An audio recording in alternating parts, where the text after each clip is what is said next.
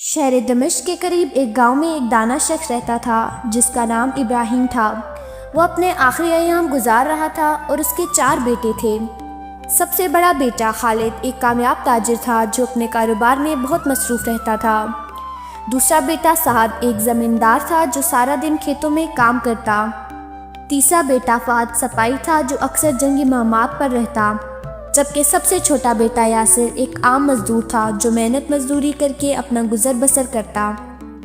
ابراہیم عمر کے اس حصے میں تھا جہاں اسے آرام اور محبت کی ضرورت تھی، مگر اس کے بیٹے اپنی اپنی زندگیوں میں مشغول تھے۔ ایک دن اس نے فیصلہ کیا کہ وہ کچھ وقت اپنے ہر بیٹے کے ساتھ گزارے گا تاکہ دیکھ سکے کہ کون اس کا حقیقی خیال رکھتا ہے۔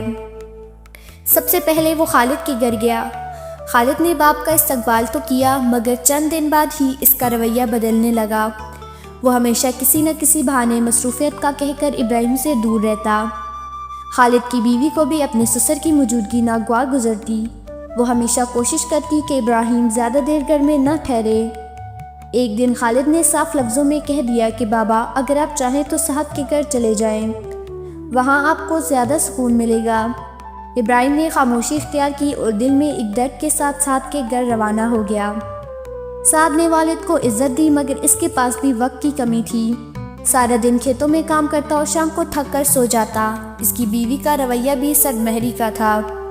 ابراہیم جو سارا دن اکیلے ایک کونے میں بیٹھا رہتا، سوچنے لگا کہ شاید اس کا یہاں بھی کوئی مقام نہیں۔ کچھ ہی دن بعد سعد نے بھی ایک دن کہہ دیا کہ بابا، میں آپ کا بیٹا ہوں، مگر میرے پاس اتنا وقت نہیں کہ آپ کا خیال رکھ سکوں۔ کیوں نہ آپ فہد کے پاس چلے جائیں؟ ابراہیم نے ایک آہ بھری اور خاموشی سے فہد کے گھر چلا گیا۔ فہد ایک بہادر سپاہی تھا، مگر اس کے پاس بھی والد کے لیے وقت نہیں تھا۔ جب بھی وہ گھر آتا تو اپنے دوستوں سے ملنے چلا جاتا اور باپ کو زیادہ وقت نہ دے پاتا۔ اس کی بیوی نے بھی ابراہیم کا زیادہ خیال نہ رکھا، بلکہ اسے محسوس ہونے لگا کہ وہ اس گھر میں ایک مہمان کی طرح ہے جس کی کوئی حیثیت نہیں۔ آخرکار فہد نے بھی ایک دن کہہ دیا کہ بابا، آپ یاسر کے پاس چلے جائیں، وہ شاید آپ کا زیادہ خیال رکھ سکے۔ ابراہیم کا دل مزید بوجھل ہو گیا، مگر اس نے خاموشی سے اپنا سامان اٹھایا اور سب سے چھوٹے بیٹے یاسر کے گھر چلا گیا۔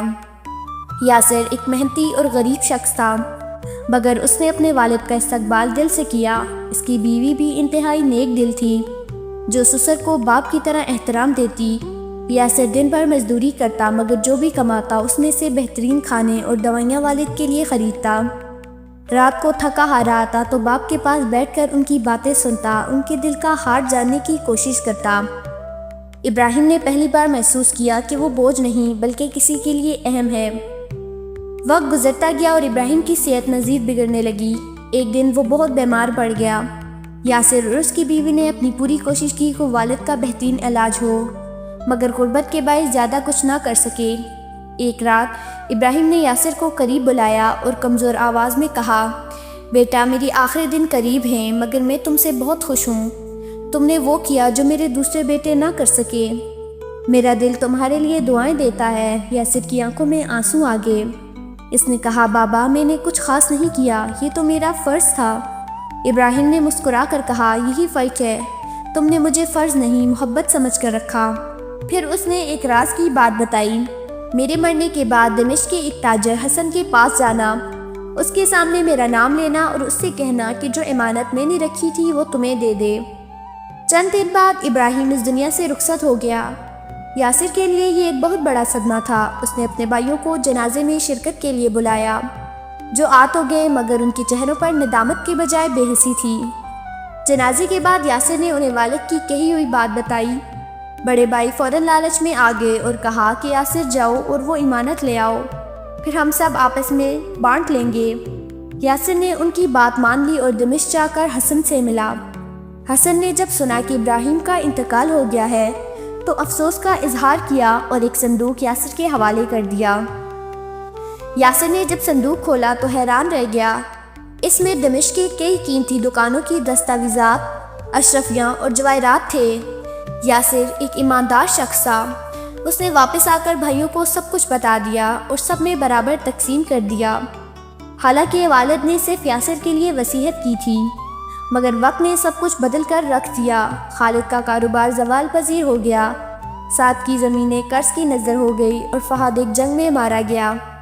یاسر جو سب سے غریب تھا اپنے والد کی دعاؤں اور ایمانداری کی وجہ سے کامیابی کی بلندیوں پر پہنچ گیا۔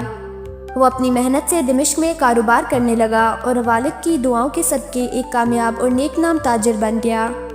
اس کی ایمانداری اور محبت ہی اس کا سب سے بڑا سرمایہ بنی۔